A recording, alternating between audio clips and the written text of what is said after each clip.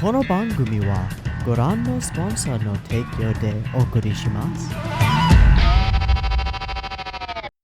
Alrighty, welcome everyone. I'm Teeaboo and I am here for Jujutsu Kaisen Season 2, Episode 11, which is also kind of like a 2, but maybe like this. It's called Seance, and I don't know what that means. I have a couple of theories, and I'll throw them at you in a second. We just came off of what I think was a really excellent transitional episode. We built up to this big climactic event that we've been honestly building up to for a long time, and now we're moving into like the second stage of the plan, the extraction and the get out and get it all done sort of thing. And that's put us in a position where there are multiple interesting separate conflicts all going on that all sort of collide and make the whole scene that we're dealing with.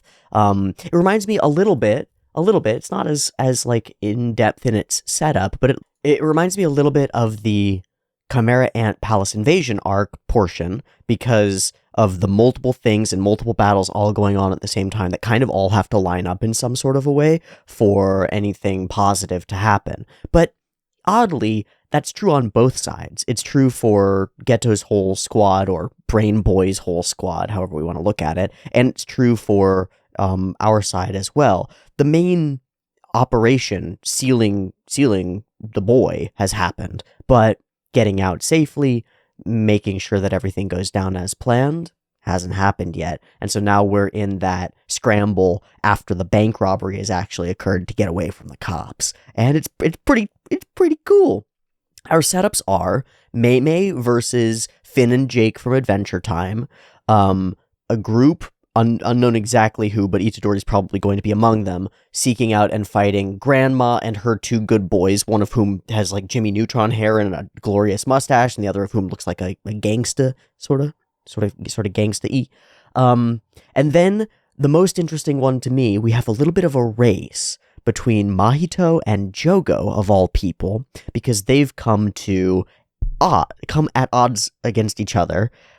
Mahito wants to just kill Itadori, and Jogo wants to try to release Sukuna and bring about a world of curses. How all of that is going to play out over the course of the next couple of episodes, because it seems like it's going to, I have no idea. It's going to take some finesse in direction. It's going to take some ability to swap story beats, and 3 is harder than 2. Very often we have an A-plot, B-plot type of format for an episode. Are we going to A-plot, B-plot, C-plot? Or are we going to just A-plot, B-plot and leave something else for next episode or something like that? Or is this going to be something totally unexpectedly, wildly interesting? I kind of hope so. I'm kind of hoping that everything that I spiel here at the beginning will be proven immediately wrong in the most interesting way. That would be the coolest outcome for me, is to be totally wrong in a cool way that I couldn't have seen coming, and that's kind of what I'm finger-crossed-y hoping for. With the title Seance and not knowing what that's gonna mean, I do wonder if it has to do with, like, speaking to Sukuna, because a seance is speaking to people who are beyond the grave, or who are beyond this world, and gathering together and doing sort of a little faux ritual thing to speak to ancestors or channel them, right? Very often a seance, whoever the practitioner is, it will like channel the spirit of your ancestor and allow them to speak through you. So I wonder if that's going to be happening with Itadori here. And, well, Sukuna has never used his minute freedom, really. So maybe this will be the opportunity to let it fly. I don't know. I'm excited. I'm real pumped for the whole thing, and we're going to get right into it as soon as I have done a drawing of some kind, and I have no idea what I'm going to draw, so just going to go at it, and it's probably going to end up mostly symbolic-y, but I don't know yet. We'll find out. Come along with me! With certitude, with certainty, there's going to be a circle in the center. Whether it's an eye, or the veil, or something else, it's going to start with a circle in the center. Bam. And I do have the first frame up, and the first frame of the episode is a circle in the center with another circle in the center, because that's where the veils are, right? So...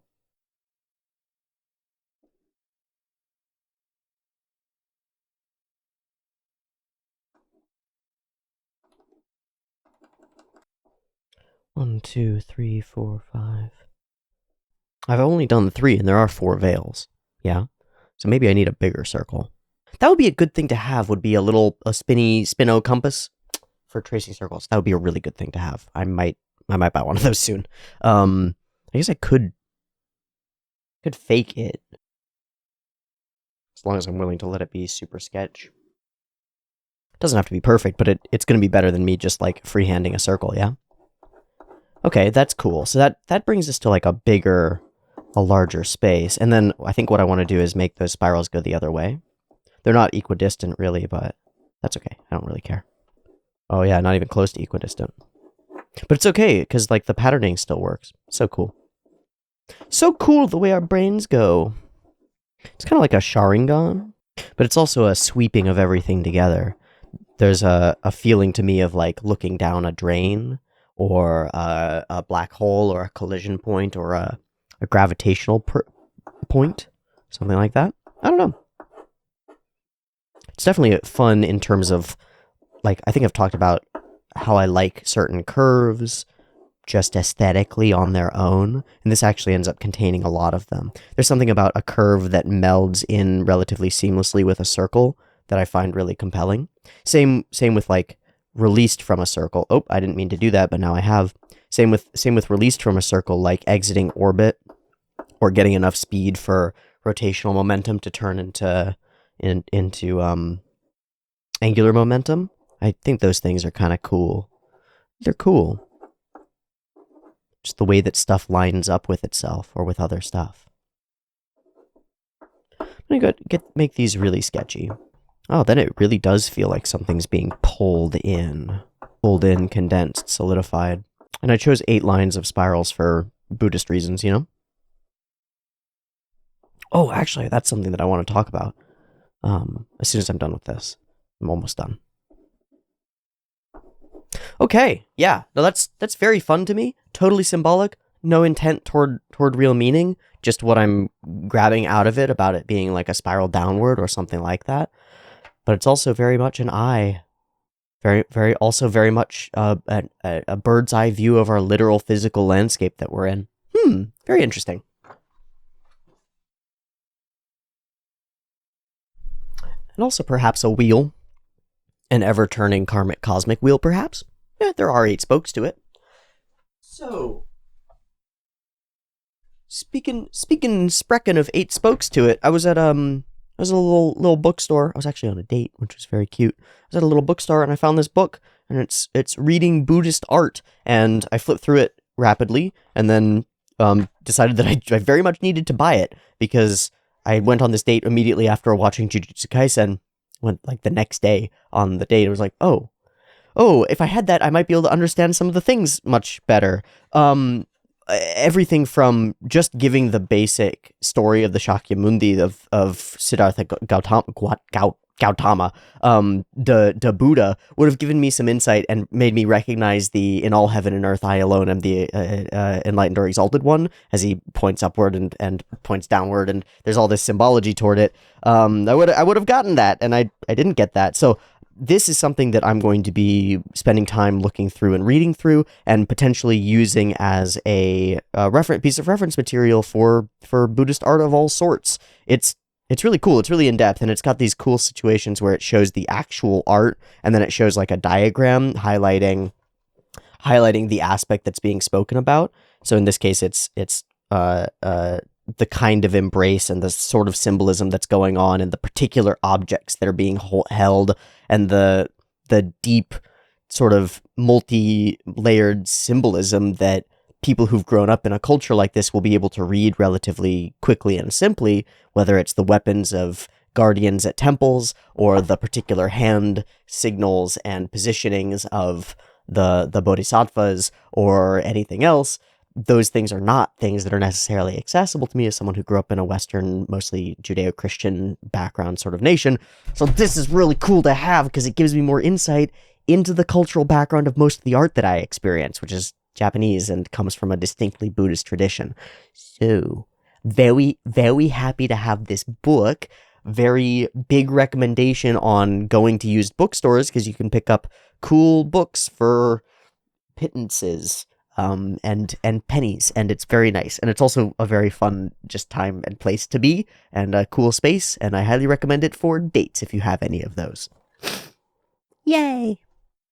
The person that I was with was very very emphatic that it was the best date that they had ever been on, which was very cute. It was very cute. It was a coffee shop and a bookstore, and that's all it was, and that's all it needed to be, and that's really great. It's very good. It's very good. Okay. So, finally, it is time. It is time for Choso Cinema.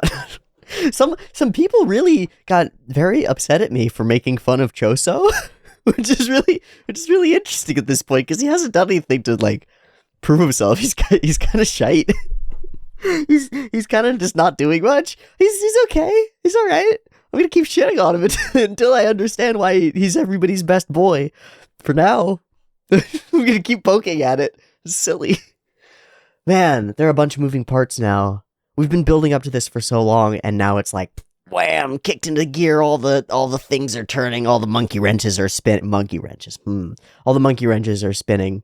I don't know what's gonna happen next. Very excited. We just got pop, pop, pop inside a total otherworld space. We've got different squads of curses going after different things. We've got outside squads of bad people and inside squads of bad people. We've got outside squads of good people and inside squads of good people. We've got a mishmash, and it's unclear who's actually good. It's a lot. And I'm really excited to find out how it actually plays. So let's go ahead and dive in to this mystical, magical experience. Let's be whisked away to another world. Let us allow our minds and hearts to open to the possibility of a seance. All right, episode 11 of Jujutsu Kaisen Seance. I've got it up and ready to go. I've got the Kaizoku subs. I've got the Shroud version, all that jazz. Let's give it a watch. Episode up and ready to go, sitting at 0 seconds. I'm going to fiddle with this really quick.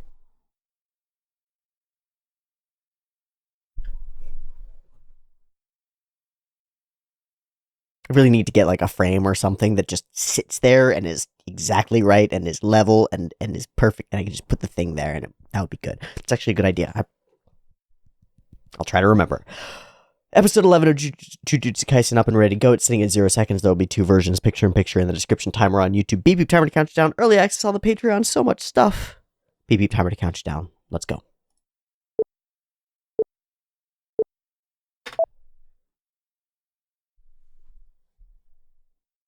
What's going on?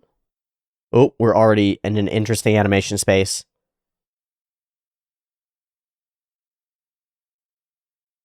Doggy!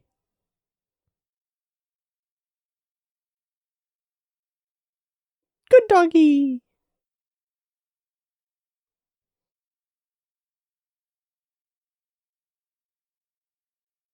Oh yeah, that's why. Doggy!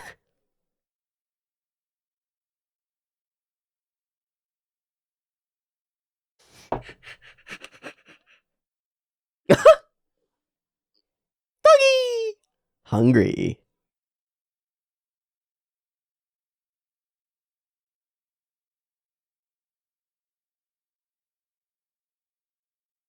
Hmm.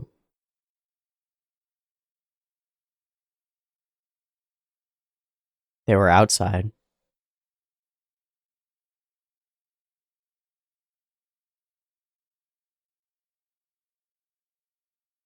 Trixie. I didn't realize that. That makes sense. Egg of Columbus? That's probably why it works. So it's even stronger because they're outside of it and risky.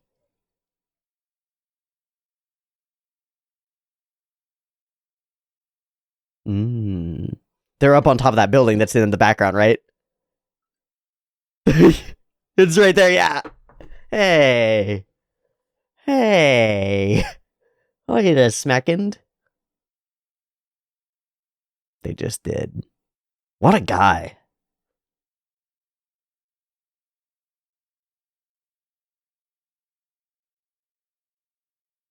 Such like an old school lifter.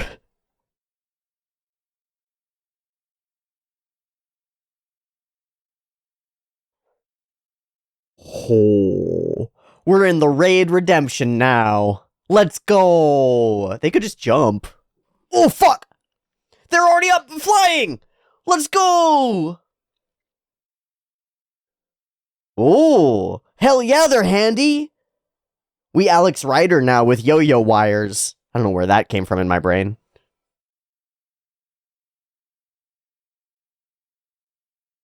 This is cool. The transitions between characters is dope.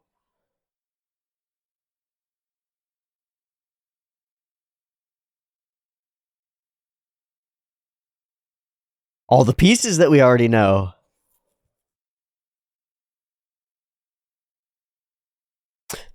Yeah. Fundamental problem is the veil itself, not the curse users.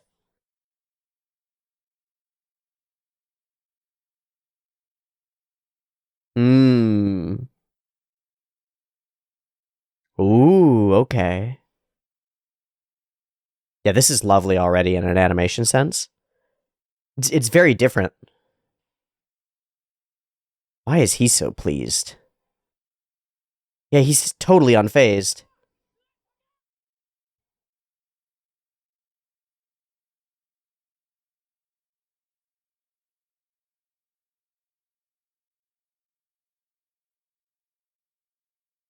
All right, what can you do, my guy?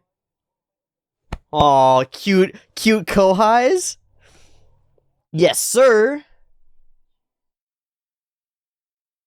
We haven't really had his powers explained, have we? What's the deal with the mask and stuff? I don't know. Itadori goofily dealing with bad guys is great. It's just great. Hmm. So there's a fake going on? Trap.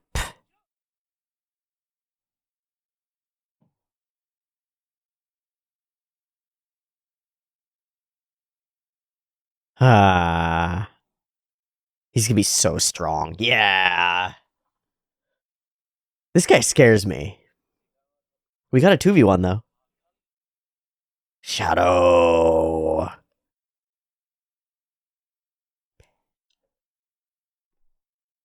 This is a cool start.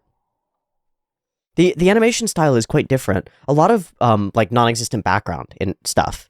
As we were like panning the camera around and moving from character to character, it's just blankness in the background. It ends up working. Maybe better than trying to put a bad background in there, which might be why they did it. It's interesting. It feels complete, even though it feels incomplete.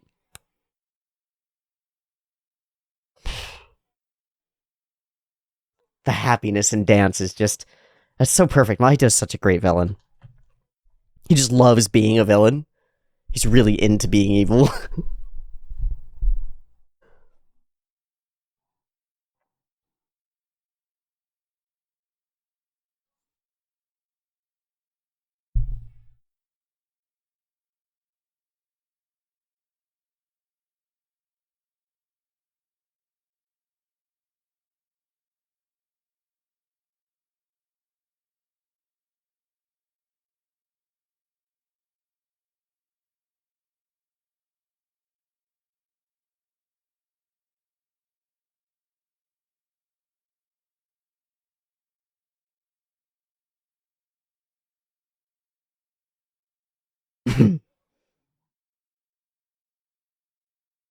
Boom. Oh, we are Korean barbecuing. Oh, just barbecuing. Hmm.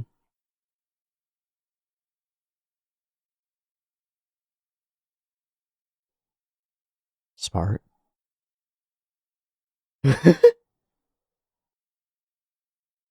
That's amazing insight, though. Is this a death flag for him? This feels like a death flag for him.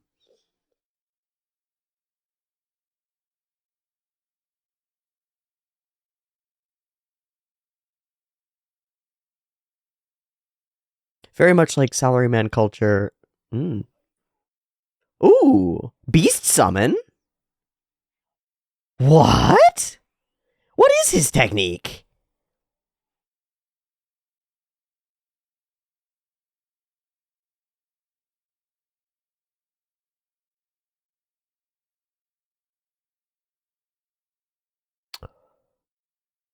Oh, so he removes his own identity. So how are you going to heal? Coincidence. Coincidence?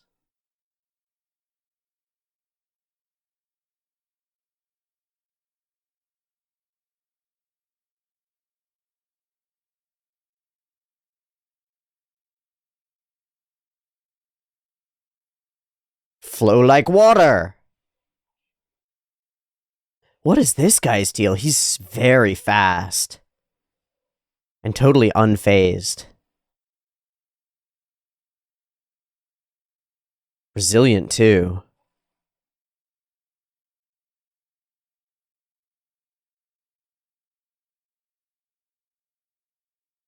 My guy, are you Bruce Lee?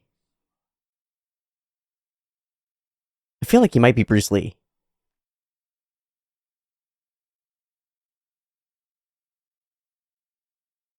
That was rad.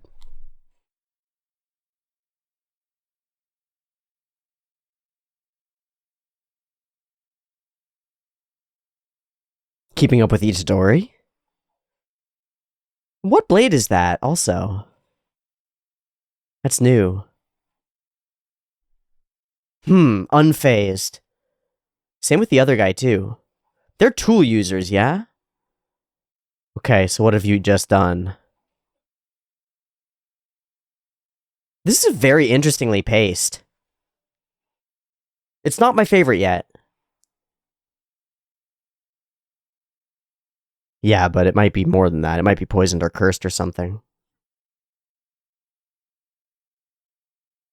Just like Hanami.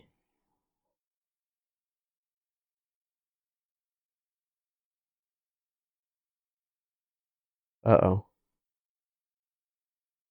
And he dropped from that super high height as well.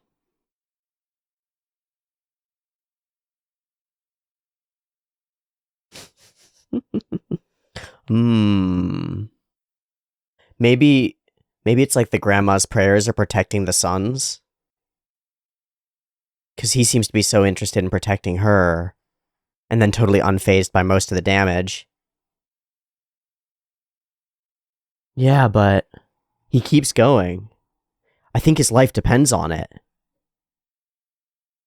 Oh man, the ability to just slide and move. Yeah, she's Namu Amida Butsuing.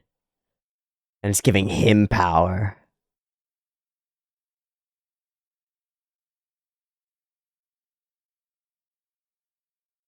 It's too late. What is that? It's like a finger. It's a bone or a worm or something. What? What? Seance. Channeling the dead? She's channeling the dead. Hi, Dad. Holy shit, he's there. What the fuck? What the fuck? Seance, huh? I wonder if it must only be dead spirits. So those images in the OP of what might have been Fushiguro facing off against his father are like potentially right. Okay, that's Gojo. Awakened with the eyes.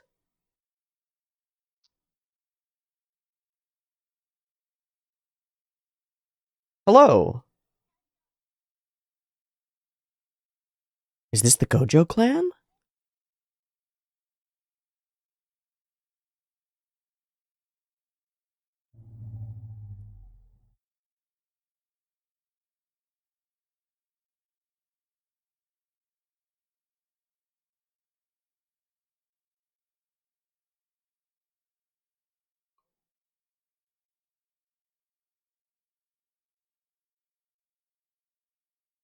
Feels a little odd. Oh, Yosha. What the fuck?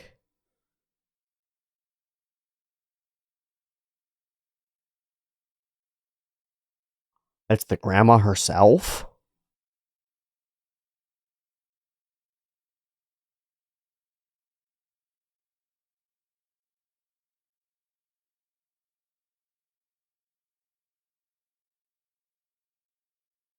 Not you. Whoa!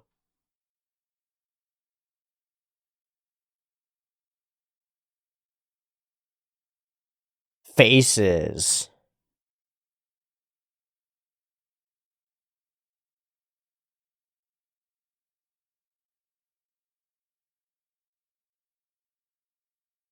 Is that the dude with the... He's got the same eyes and the knife.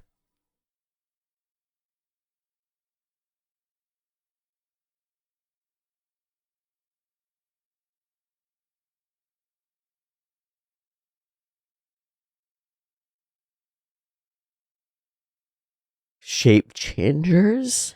Something like it?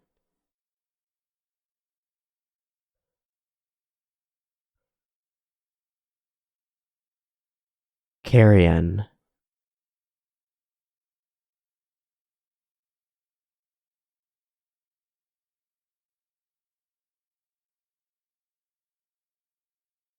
The change. Whoa! A bounty on Gojo? As from Baby? And they're killers.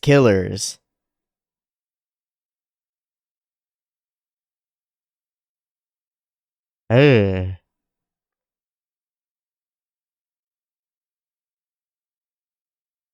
Framing awesome.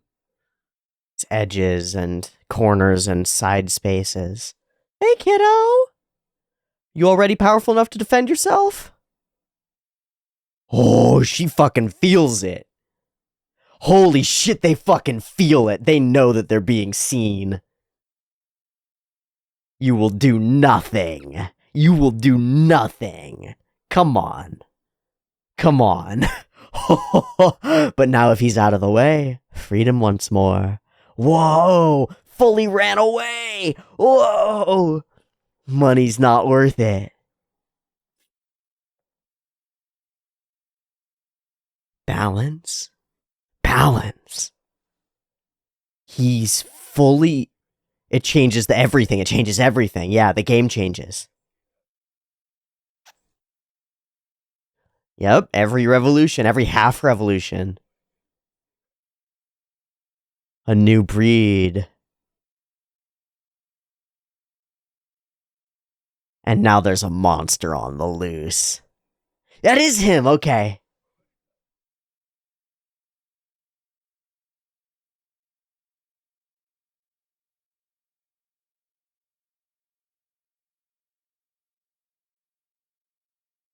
Oh, yeah.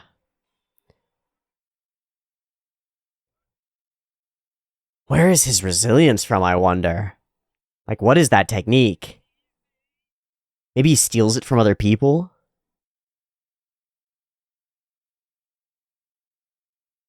Maybe we're about to find out. Yeah, why does he fucking go down? I feel that. I don't think so.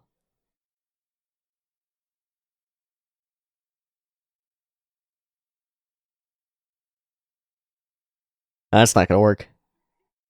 He knows. Yeah, he knows. Damn. Good try. Oh, shit. Yeah, you did. Oops. Oops. You gave him free reign.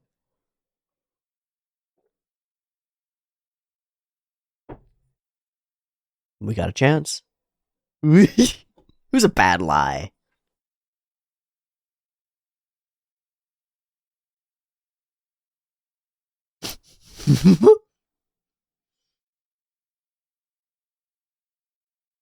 Oh, no, I want to fight.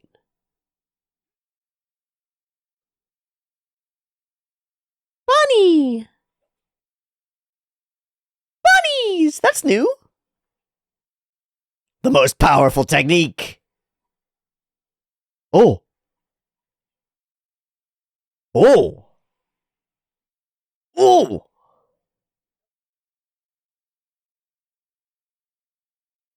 Sweet. Okay. Good job. Oh, he's pushing it.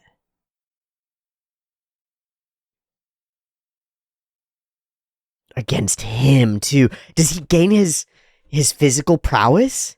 Oh, he doesn't even know who Zenin is. Oh, it's fully him now. And he's just pure physical strength. Whoa! You're unmasked and you don't have powers now. Damn.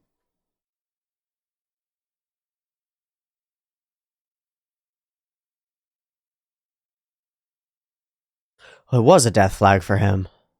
Oh.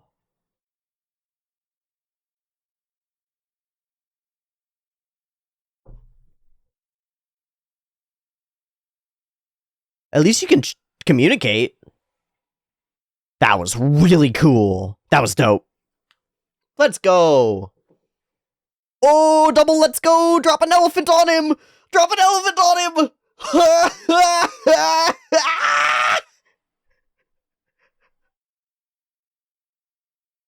He's so strong. What the fuck? All right, what's the second part? We gotta have another play here, man. Uh-huh.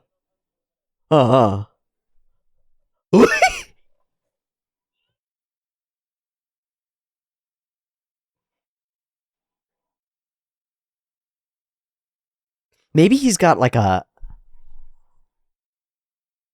battery in the same way that Makamaru had buildup, like a buildup of body parts or something. I don't fucking know. Continuous. Yes. Flash. If we can land it. Oh, sick.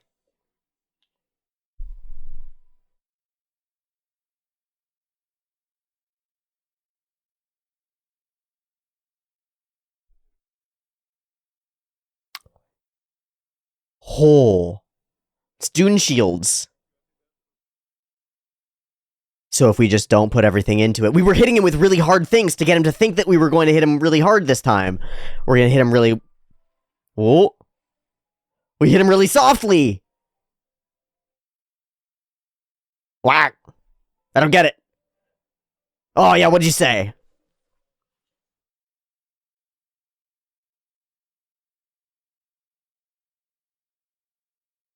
Oh, because they weren't in sync perfectly. And he was weaker. Because there's no strength coming in after him. Big, hard impact. As strong as they are weak. What? So it has to cross the threshold of being an attack. And if you make it just over the lower limit, wham to the top. That's so cool. That's a cool idea. Very powerful, spooky stand ability. So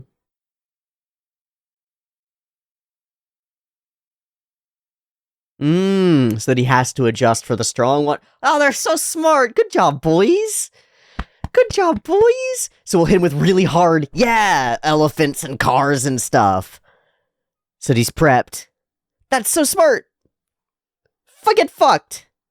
Oh, so it was the...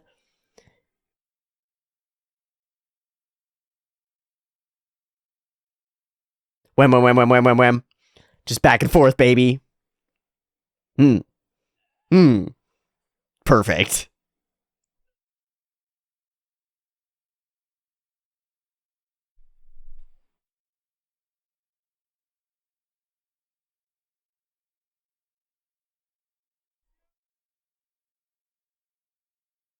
Gakidomo!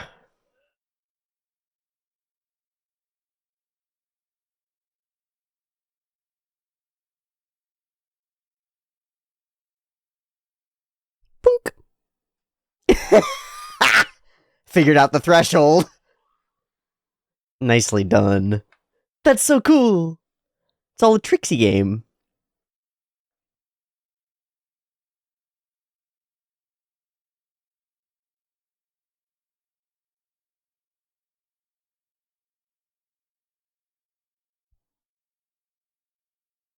Oh, that was cool.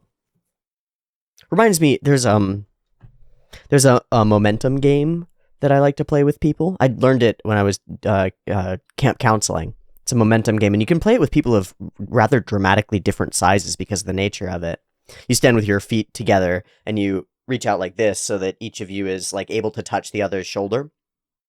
And then you meet your hands in the middle as though you're playing patty cake, and that's your neutral position. Your hands have to come back up to the center. So they're like this far apart or so, right? And then from there, you can do anything to touch the other person's hands. You can't like grab them and rip at their fingers or anything. You can do anything to touch their hands. You can push against them. You can pull against them. You can slap them to the side, whatever. And the goal is to get either of you to take a step. Your feet are together, so you're not super balanced. The goal is to get either of you to take a step. And it's a game of anticipation. Because if you push against them, they have to brace against it. And if you push against them again, they have to brace against it. And then they might expect you to push against them again. And then if you don't, they brace against it and they're off balance. So if you pull, maybe they'll fall. It's a similar kind of a game. It's like figuring out the feint in the expectations so that they alter their threshold so that they're ready for what they think you're going to do, and then doing the opposite or doing something different in order to trick them and make them lose their balance and make a mistake. It's fun.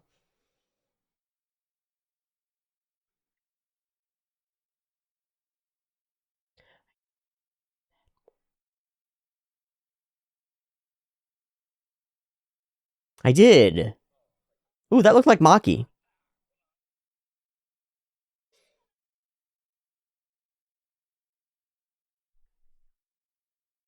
In a well-lit room from a safe distance. Dull blade. Dull blade. Nanami? Nanami uses something like a dull blade. And we do have Nanami right there. That's interesting. Or maybe something to do with Maki, who we did see there. Man, there are some really interesting pieces of this episode. At the same time, the episode is like normie enough that I kind of just want to skip past it and move straight on. But there are some elements that I think are worth discussing. Overall fight animation isn't quite up to par, in my opinion. It's not that mind-blowing thing that we've had before. It does flow well, I think, with the music and soundtrack. It seems to work, and with the way that we're jumping in and out of combat to give a lot of information and a lot of like internal thoughts. It reminds me a little bit more of the way that we do combat in JoJo's, where it gets like climactic and then drops out so that we can have communication and thought, and then jumps back in. A classic manga-y sort of thing that you can't really avoid. But overall, the combat feels, well, it's not as fully fleshed out as it sometimes has been, with background animation and large-scale shots and things like that make us feel really ripped into it. There's a lot of emphasis on transitioning between characters and making it feel like multiple people are fighting at once, sort of similar to when we were fighting alongside Todo and moving around, but without the kind of like bombastic, long-running action scenes of them running and clapping and slapping and smoothing and whatever that we had before. So, an interesting balance in terms of quality of animation and like lack of overdoing it, I suppose, but really interesting to watch in terms of figuring out how these characters interact and how their abilities work and what they're doing. There are some scenes and shots that are stylistically really fun. Like this is very smoothy and loopy, as are many of the scenes as he's floating around on water that I think are really cool. And then similarly, there are some really cool bits of effects animation in this part of the fight, like when this big rabbit situation dissolves for the first time and we go in for the attack. The animation for it here, I think, is really cool looking. Shapes floating and flowing into other shapes is very neat, and doing it to this degree, I think, is gorgeous. But all of these things feel more like they're, I don't know, individual elements that don't necessarily blend together into the most cohesive episode of Jujutsu Kaisen that we've had so far. I think that's a fair and valid criticism. In no way is that to say that I don't enjoy the episode. I think it's pretty cool. I think it's got a lot to it. But the strongest parts of it to me are actually the narrative pieces and the secrets and intrigue. I think those are really interesting. Oh, and Itadori in the background beating the shit out of goofy animals. And also Good Doggo being good. Really, really lovely. I like, I've forgotten this character's name, which is very unfortunate, but I like his senpai-ness. I like his desire to take care of his cute kohais. I like the whole setup. I like how we totally sidestep the setup because we have flying motherfucker. So cool. Love it. A dungeon master classic is you build a tower and you put a lot of bad guys in layers in the tower with like a really coherent framework so that it's all a big cool dungeon that just goes tower level by tower level. And then one of your party members is like, we're going to cast spider climb and just climb up the side of the tower. You go, oh no, oh no, all my monsters are inside and there aren't any windows. They don't see outside and they can't see you and they're not going to realize that there's a person climbing on the outside of the tower. No, no. All right, we're going to get up to the tower and just fight the boss. It's going to fight the boss. Damn. The new scene is pretty cute. Some of the big sweeping action scenes are pretty cute, but again, there's no effort to put a background in here to make it feel like there's a background. We get this little bit of a gradient. So there's like light down below. So there are lights up in the sky and stuff on the skyscrapers, but it allows us a lot of room to do these bits of animation without actually animating the crucial bit of feet contacting floor or movement against a background that's coherent. It's clever. If you have to cut a corner, which corner do you cut for the least impact? Background animation is one of them. It takes a lot of effort. It's hard to arrange, hard to organize, probably takes a lot of redraws on the actual animation and foreground frames as the character's running and moving. Cut it. Yeah, if you have to, you cut it. Shaft had the same idea in the Monogatari series in a lot of places. Straightforward, flat backgrounds. And it ends up being a stylistic choice. It ends up having a particular feel to it. These shots may be organized because this is how they want the shot to be, and they may be organized because it's more convenient to animate, but it still creates a unique style of organization for the shot.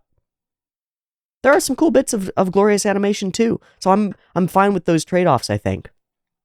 The mystery of his power is very fun to me. I really like stuff like that. It's part of why I like JoJo's so much. Getting this like mysterious experience where stuff starts happening and you have to worm together and piece together the puzzle that the author has created of how it's happening and what the actual technique might be is really quite cool to me. I really like this interaction. It does, well, it's bad. It is a death flag. It gives us a stronger introduction to this character's goals and respect for Nanami. It feeds into the feeling of this scene is one of a kohai at a salaryman or an office space, going out to dinner with his boss and talking through things and being subordinate and stuff. And we get to reveal his techniques, which are really cool. The 4 auspicious beasts. A particular technique, and one that she, it seems, is mostly able to nullify. Or I guess he's nullifying it just by dodging and waiting, totally nonplussed, and kind of featureless, kind of faceless, doesn't have much energy of his own, doesn't bring a lot to the table solo, but his ability to be transformed into something else through his grandma's technique, a channeling of another spirit. That's scary as fuck. How much of Toji does he actually channel? I don't know, but that's scary as fuck. Big acrobatic cool battle. We already talked about some of these moments. I think they are pretty darn cool. But this, I wonder what that is. Maybe it's a piece of Toji's bone? That's my guess, is that it's like a finger bone from him, which gives us a cool parallel. Yeah. But wham, suddenly Zenin Toji reemerges, kills your senpai, and makes things interesting. I fucking love this flashback sequence. Gojo's emergence shakes the entire world. These killers, all of this is just to reveal that these are serious, horrifying curse murderer killers who value most of all their freedom, their ability to continue this torment. Why, I wonder, is he tearing apart bodies like this? I don't quite understand. But it is his job. He wants to understand. Creepy, evil, truly awful. And then a babe is born, and the world is shaken, rocked, pushed out of balance. It's cool to bring up the like thresholds and rate of change in sports and stuff. It's really quite cool. There are diminishing returns in a lot of sports, but in a lot of ways, it's spectacular how Olympic records and stuff have improved. How many interesting breakthroughs have come about in ways that we didn't see as possible. Now, performance-enhancing drugs and medical stuff is part of that, certainly, but also training, also our understanding of the body and things have pushed the limits repeatedly. And they're right, or this is correct, in the sort of thinking where it's like once that limit has been pushed, others catch up immediately. The same goes for military technology in a lot of ways. I think you can look back at the past and see that immediately. As soon as somebody has gunpowder and guns, everybody else starts working toward that option. As soon as you reveal the possibility of a direction, that space opens up. That portion of the void becomes known to others, and they can recognize where they are lacking. They can recognize what they're missing. And so, balance, and an arms race starts. And here we have it in a karmic or metaphysical or more spiritual kind of way, as curses come up and balance out of the woodwork, more dangerous and more nefarious, to balance out this incredibly powerful creature who's been born. The demons of the world grow stronger when the Buddha is enlightened, when he emerges. They don't grow weaker. They prepare themselves to fight. And that's what we're dealing with in a lot of ways. That's what it is. Rabbits are cool. This sucks. Toji's murdering your boy sucks. The plan with the elephant and the cars and stuff. I love these two working together, and I love intelligent planning stuff. It's pretty neat. Wham, bam, boom, bam, done. Get wrecked, buddy. It also reminds me of Dune shields. Like, the shield technologies in Dune are such that any high velocity attack is going to be deflected by them. So you have to, if you're using a blade or something, you have to perform a slow attack and then stab through once you've passed through the threshold of the shield. So there's a whole dance to it. There's a whole particularity to the fencing of hand-to-hand combat. One of my favorite pieces of technology that shapes combat in a world and enables the kind of feudalistic one-on-one hand-to-hand knights and fighters and stuff that are so prevalent in the Duneverse. It's really cool that there's just technology that nullifies ranged weapons and forces you to fight hand-to-hand to some real degree. Very cool stuff. A very cool technique here and a very cool expression of it. And that's it for the episode, but it's not it for today because I am unsatisfied. I could be satisfied by this. I could be sated, but I am unsatisfied overall by this amount of Jujutsu Kaisen, and so we are going to watch one more and watch Jujutsu Kaisen episode 12, Dull Knife. Find out what that's about in just a moment. Jujutsu Kaisen episode 12, season 2. Let's get straight into it. Dull Knife. No idea. No clue. Nanami, maybe. Maybe Nanami, maybe Nanami. Beep beep timer.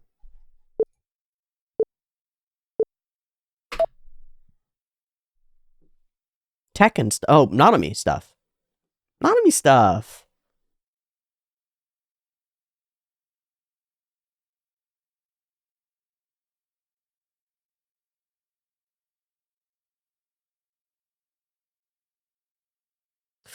Shit, he's gonna find Ichichi.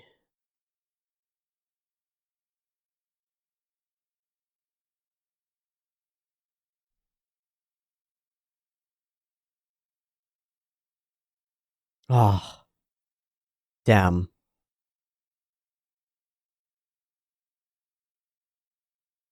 Can't do anything about that. How dare they? It is going to be about Nanami. I'm so cool. That's so cool. That's so cool that he finds him. That's the piece that has hurt the most so far, is Ichichi getting killed by such an asshole.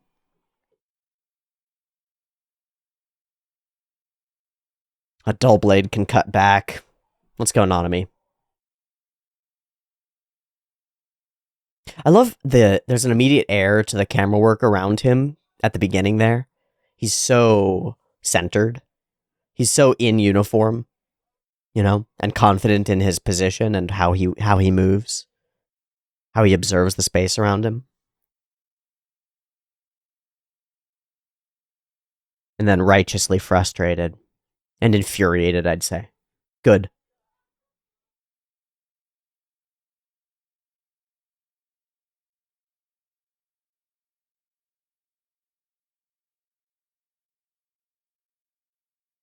Can't wait for the meme stuff. I feel like that is like a warped, seanced Fushiguro Zenin thing.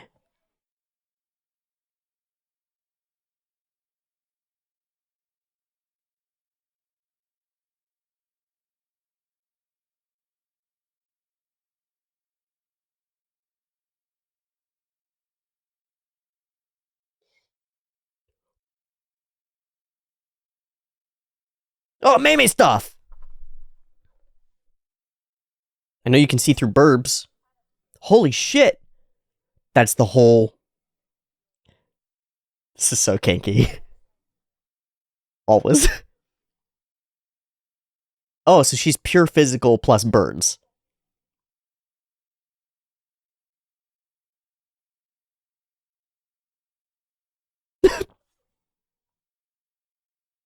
You're not allowed to pull out. Oh my god. Oh, this is a scene. Y'all big simpin'. I know it. I know it.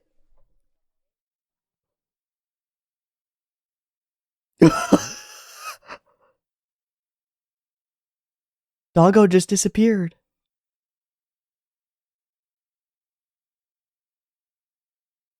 Making money, too.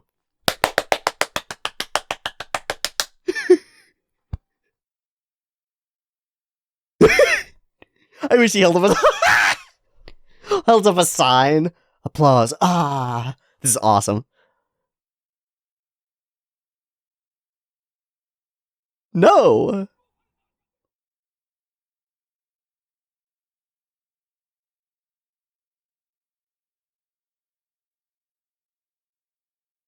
What is the value of a human life? Ugh. And money. Kachi, kachi, value, value. What are you worth? How are you gonna serve? Damn.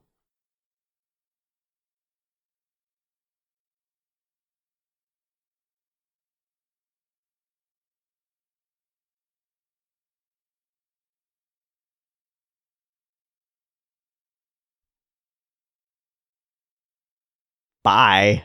Well, that ended quickly. Oh, veiled on! Nice! Wait, but still...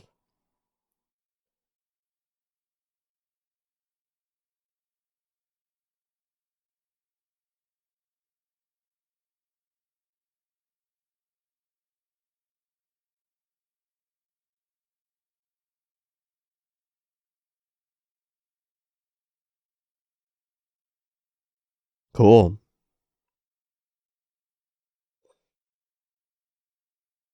Layer by layer.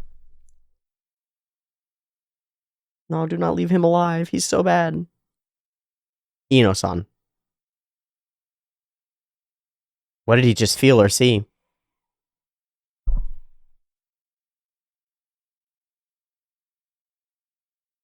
Damn, Itadori. Oh shit, he's being launched! Catchy! Nice catchy. Holy shit, he might be alive. It's bad, though. And fucking Zenin Toji is up on that building. Zenin Toji.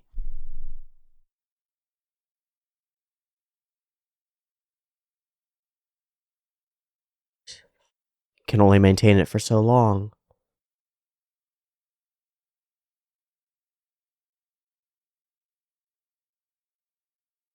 So he's gonna be failing.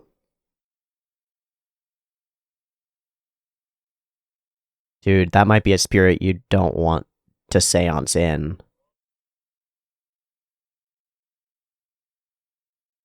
Yeah, he's a little strong. Certain stuff might not work normally.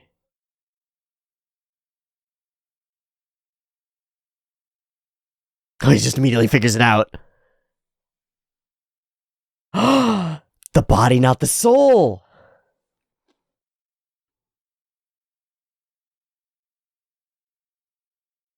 This background sound is cool.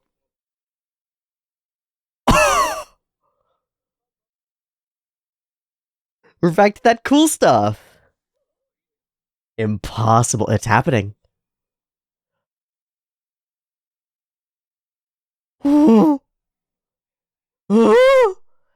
No releasing the technique. He's unleashed. He's unleashed. That just got so much worse. Fucking love it.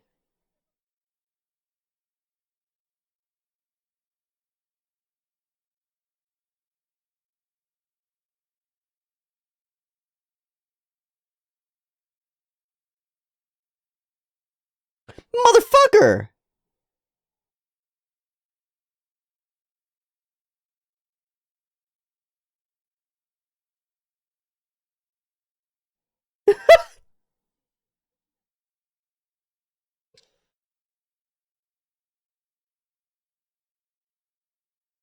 Family drama.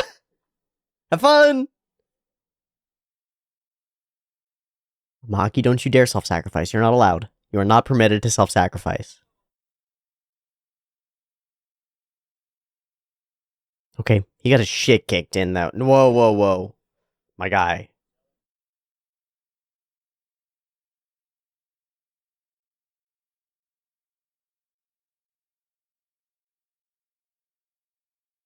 It's gonna get worse though. They don't know what's coming.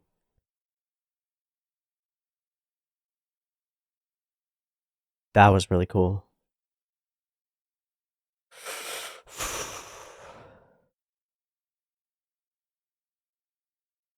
Also leaves you alone. Cute, cute, cute, cute, cute. Aw, it's cute.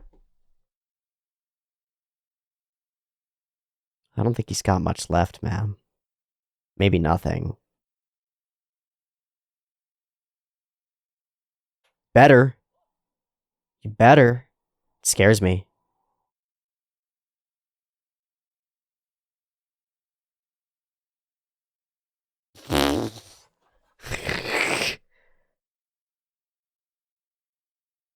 You get my heart racing, Mei Mei.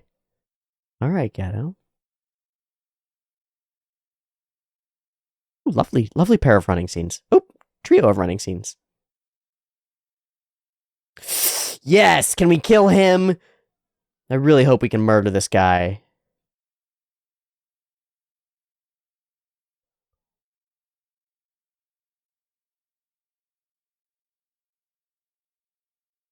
I hope. Damn, he's been killing a lot of them.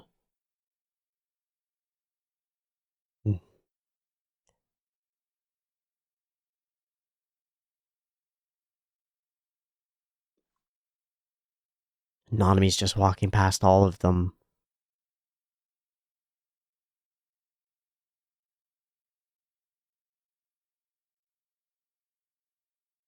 Yeah. Don't leave that behind you. Don't leave that behind you.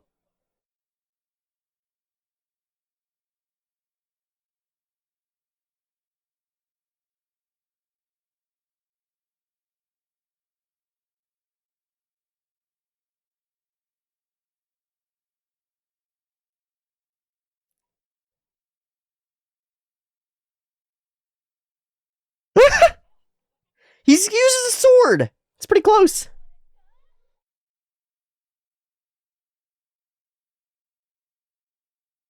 Go, Nita. No! Son of a bitch. So he's just using your distraction as his distraction. Fuck! Those are cool cuts. Stop fucking bantering. Nita's gonna get stabbed. Nita! Aw, oh, fuck. Not the Achilles.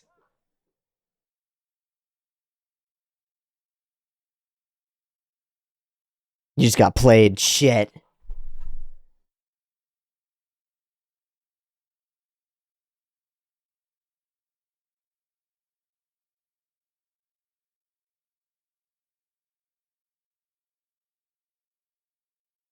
Uh-oh. Uh-oh. Uh-oh. Uh-oh. Be very, very careful, Kugisaki.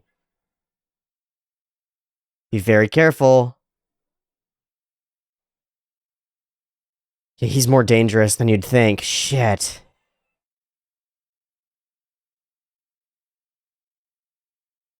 Oh. Nice. Did it leave holes in his sword, too? He's got some lucky girl bullshit going on. He's got some manifested lucky girl bullshit going on. He's got that confidence in not getting hit. Oh, full brain rock. Uh-oh. Do not go out. Do not go out. Do not go out. She's out. Fuck. Nanami? Somebody? Anybody? Anything?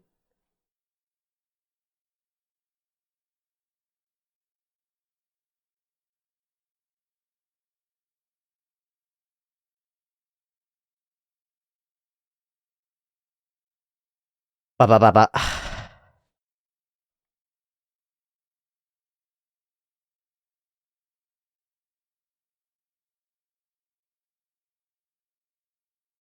Yeah, that scares me.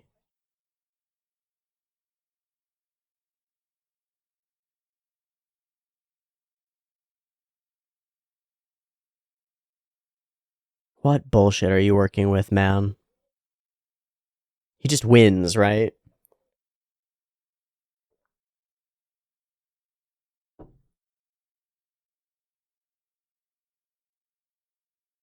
Now we're fucked.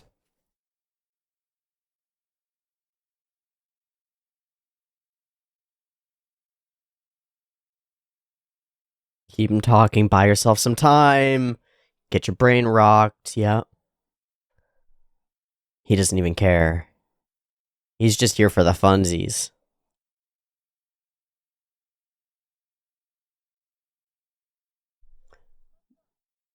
Were all 6 of his lit before? One of them seems to be empty.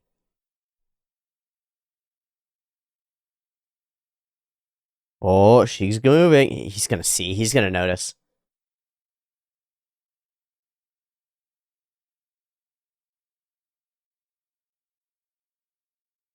Fuck. Quality torture. Nanami's here, thank God. Thank God, that's what we need.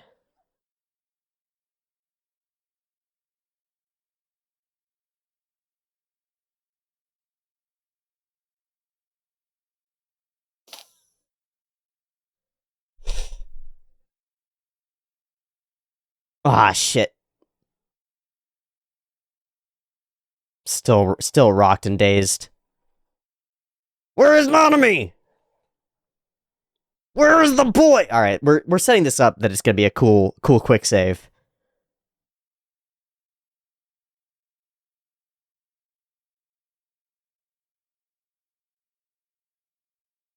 Hello.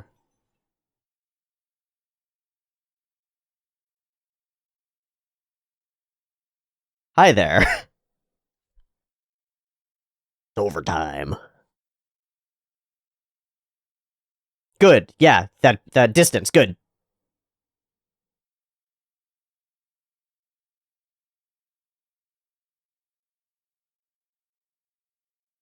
What a fucking weirdo.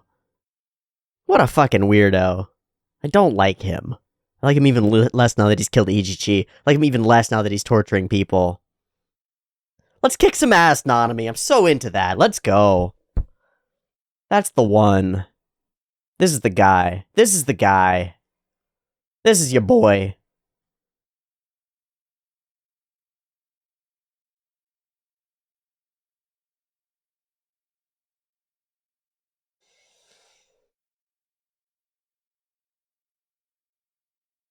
Who?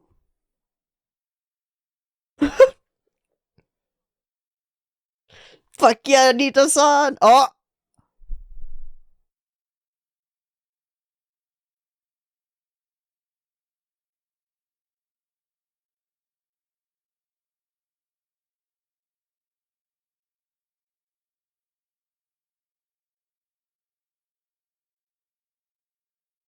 This feels different.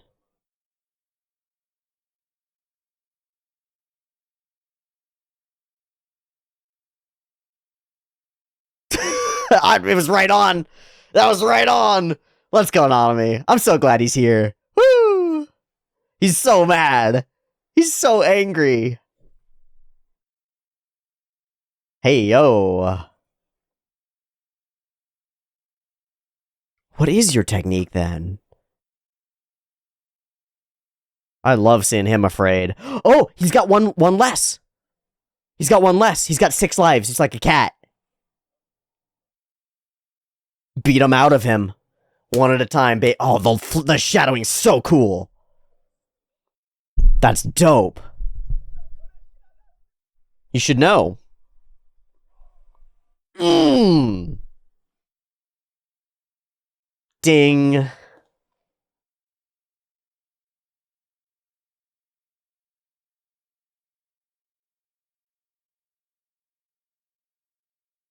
What a monster. Thank you. Spinner. I've got a question for you. Got something to ask.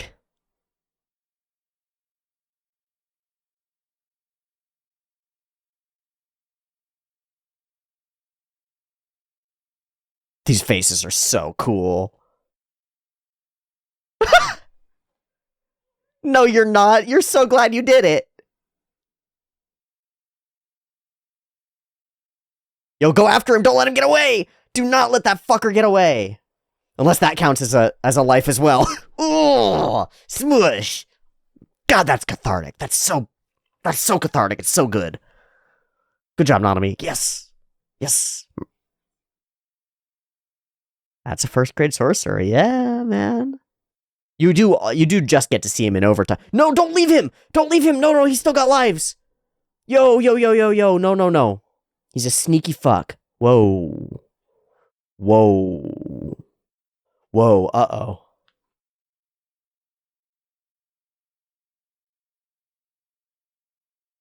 Whoa, uh-oh.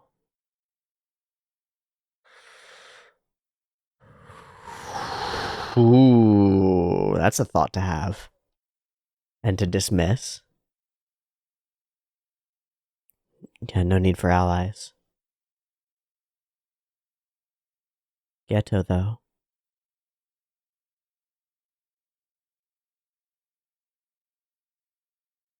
Whoa. Mei, don't get yourself killed for this. Wonder why Ghetto is revealing himself. She figured it out in seconds! Took her seconds!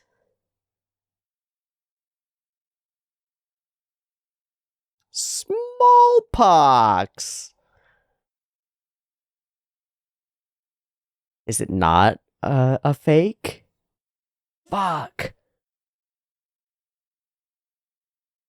Smallpox is serious, man. Spots.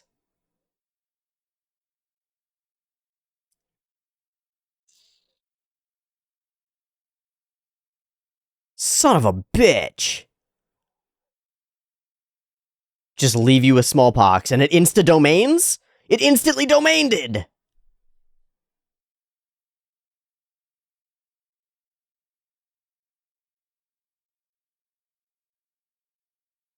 Drop you in a box, yeah. Oh!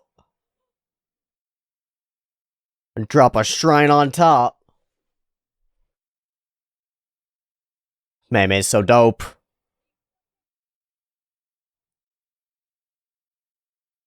Mei's so dope! Wee! Okay. This is a nerve-wracking episode. There's a lot of, getting really close to deaths that I don't want. Okay, so he's alone in the station, and people are after him. Oh, he's alive! I thought he was dead.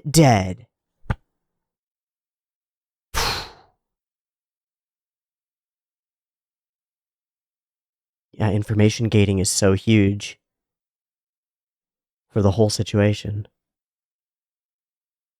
It does feel like Palace Invasion.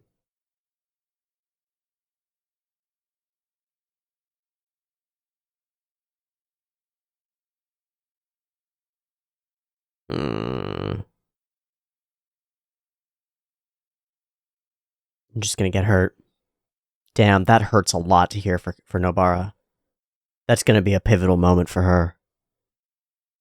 She's not gonna want to feel like that again. Oh! Choso! Interesting. Hey, what's up, bud? You wanna join your brothers? You can try. That's end? Ende! Very cool. Fucking Juzo. That is his name, right? It's Juzo? Stupid eye boy. Ugh, I hate him. Some fun, walking shots. A lot of fun walking shots in this episode in an interesting way. But my favorite thing in the episode by far are the super shaded, complex, almost camo-y patterns in the shadows all over Nanami as he looms, as he gets angry. We haven't seen him get angry, you know? We've seen him a little bit frustrated. We've seen him go full out, go overtime and stuff, but him seeing Ichichi down was really it. You messed with his Kohai. He doesn't even know about Ino. He doesn't even know.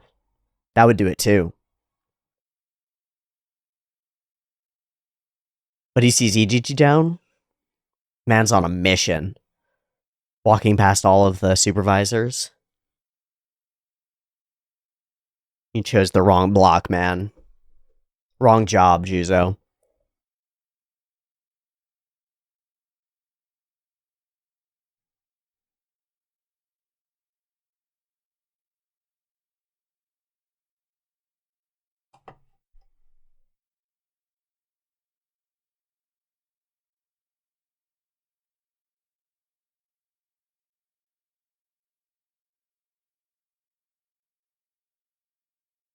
Oh, he's fine. Oh, I see, in general. Please don't. Red scale.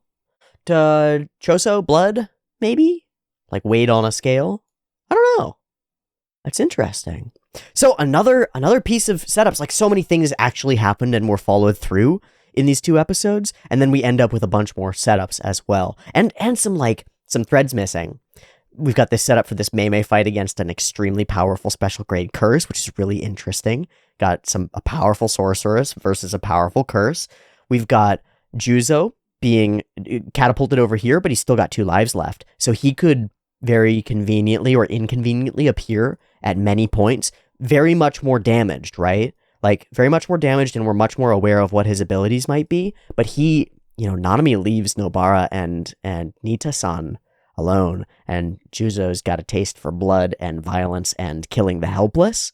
So I think they're in danger, and that's pretty interesting. But, well, let's take it piece by piece. This opening sequence is so cool. Getting irritated at my own failings has never been and will never be a part of my life. But I will confront those evils.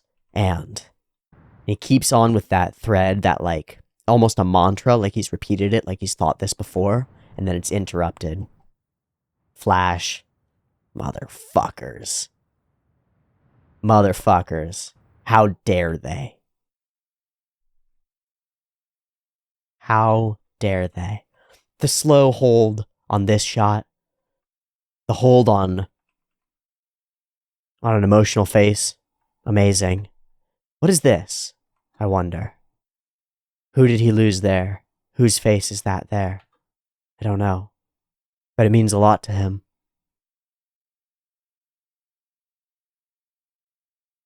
These little shots, like the ticking of the watch, all the elements that he carries.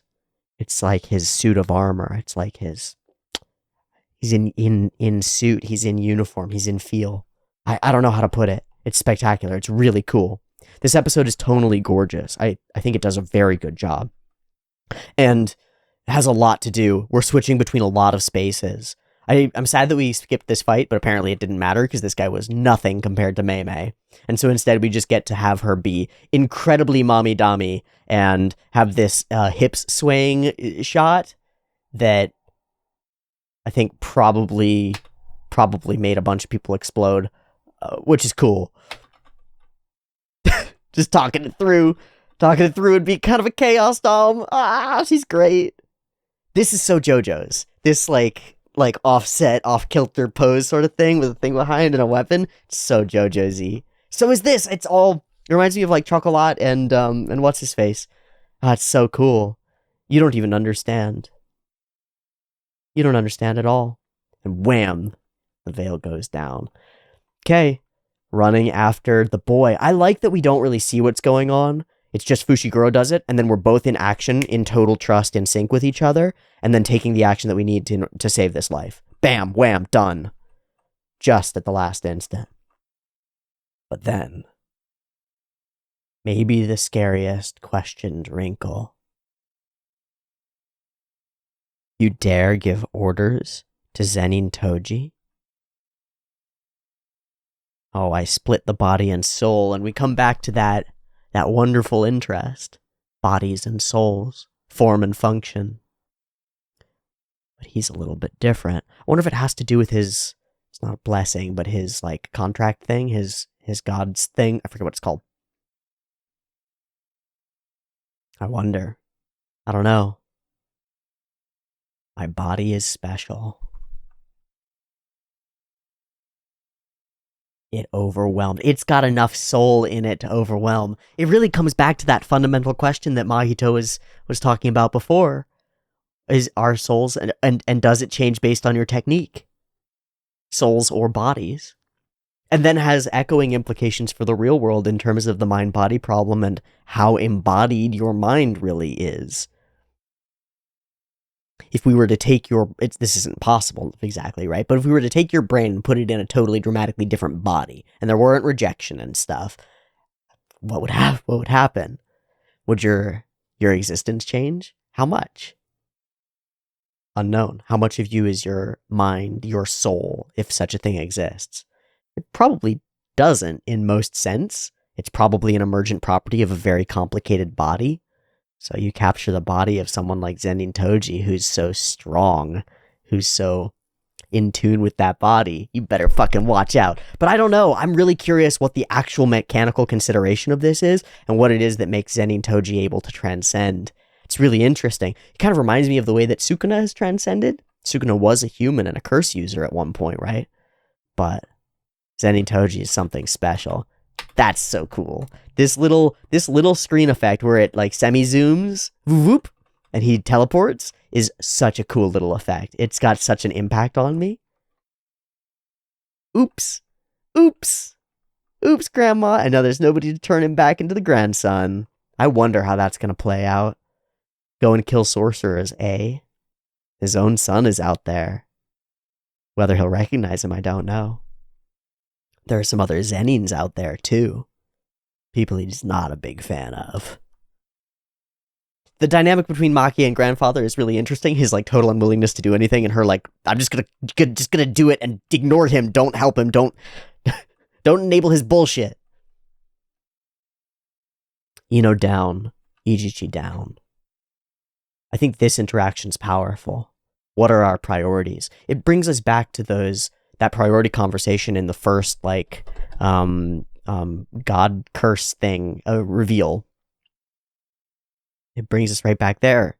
We can't save this person. We can't hold on these individuals. There are bigger priorities, bigger fish to fry. But now our characters, they're more aligned. They're able to see each other. It's really cool. And if I die, you'll kill me. Really seeing through it. It's so cute. That's so good. Boom. I like this scene where he walks up. I wonder if it's on ones? Nope. It's just really smoothie and flowy. It's pretty cool. A bunch of the scenes of Juzo I really like, especially for a character that I don't like, if that makes sense. But they do nothing compared to the Nanami scenes. The whole of Juzo works for me to set up Nanami becoming cooler and really showing his stripes, showing his possibility. Carrying Ijichi, not a corpse, but dying. Walking past all of these others who he cannot save, who he cannot protect, who are already gone. Makes his way, following the trail of bodies and deaths. Right to him. And we do this build-up setup where we split the pair and they're fighting and she's trying to keep him occupied, but he's actually pursuing something else, and he's got some tricks up his sleeve. Creepy tricks. But it's a really spooky setup. It does feel, and it shouldn't, because I'm aware that we're doing this setup that Nanami's coming in, and I'm aware that we're doing the setup that they're going to be in danger, and then we'll have this sort of a semi-rescue sort of thing as he emerges and enters.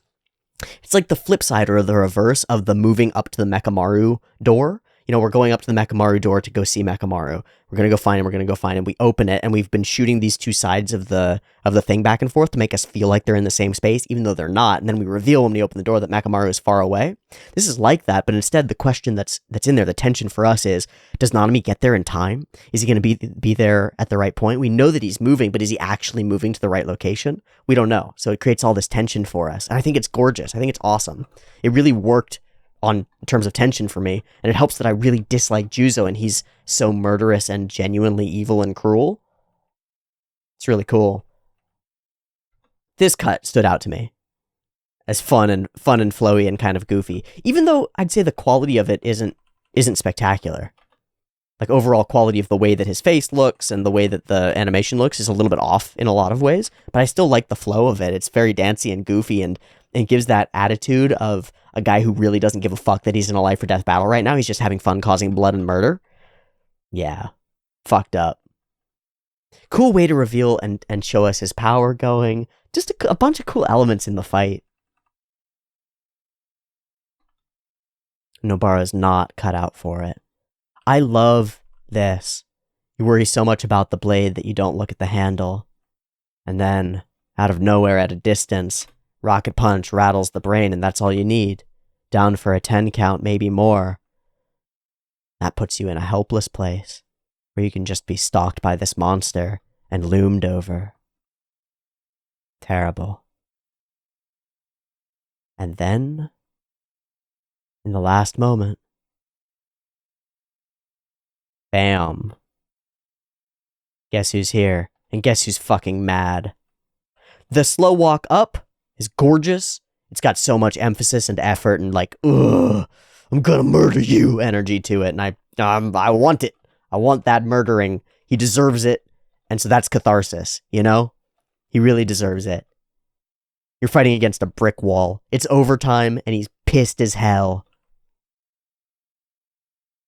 Clang! But it's this right here. This is what I mean by like camo pattern shadows. The shadows overcome Nanami. They overwhelm his other features. You know, Nanami's a very sharply featured guy. He's got sharp spiky hair, and he's got sharp lines of his chin and jaw, sharp lines of his nose, sharp lines of his lips, but they all sharpen. They all sharpen and become more contorted as he's gotten angry. And then the shadows over top of it produce these circular patterns, these curves, these round patterns, right? They're bubbly. The shadows themselves are bubbly. And we've talked about this a couple times, like when I was doing effects effects scenes and stuff and drawing them.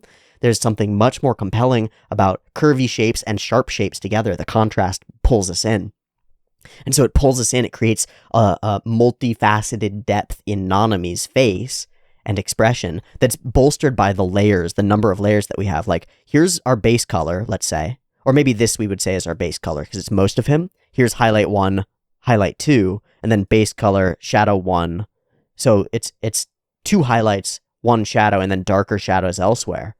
It's a couple more layers than we usually get, and then even more intense, even more serious.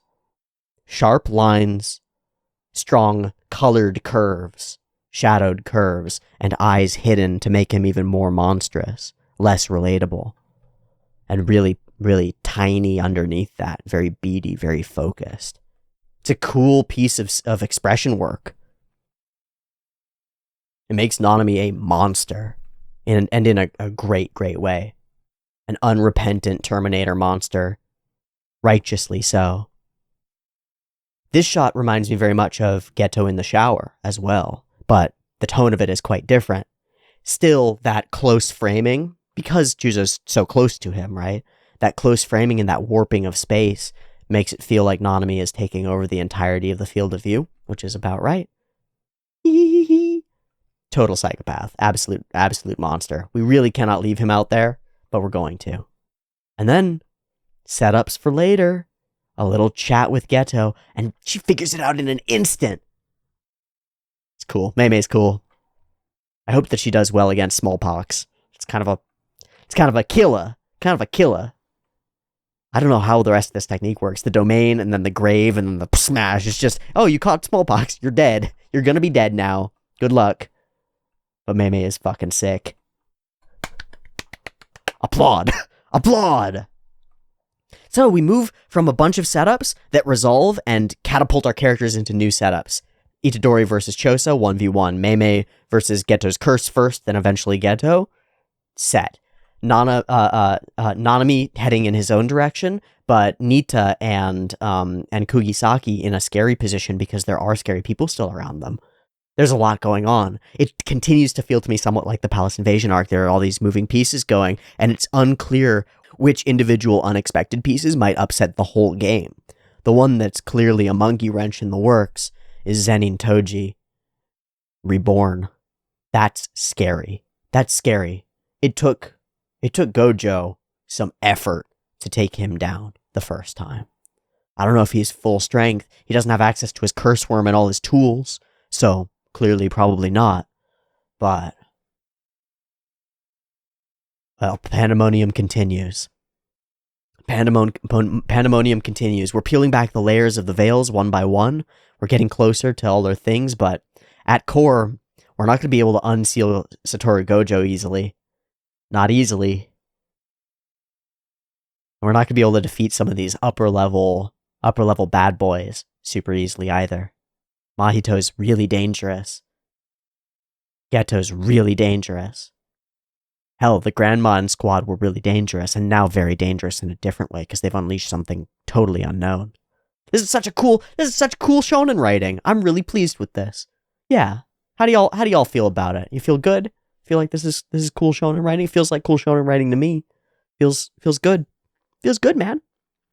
I don't think the most impressive episodes visually or animation-wise or composition-wise or compositing-wise or even general flow-wise, although I will say that I think that the flow of these episodes is pretty darn good, because there's a lot to cover, and I'm impressed by how well we were able to do so without it feeling jarring or broken in some way. It feels like we've moved forward in a coherent way and have a coherent stopping point that moves into another coherent set of possible events that will occur and setups. So overall, I'm really pleased with the way that these episodes felt. I'm hoping that the next set of fights can be a little bit more focused, maybe, or a little bit more cool, you know? I like cool things. Fun things are fun. Awesome fights and cool powers against each other are really cool. Getting to flesh those out as much as possible is dope to me. I would have loved to see more expression around Ino's power, for example, and even to understand a little bit of how the Reiki, the water technique, worked and how he was flowing. But I really like the psychology and the mindset behind it and the switching out different techniques,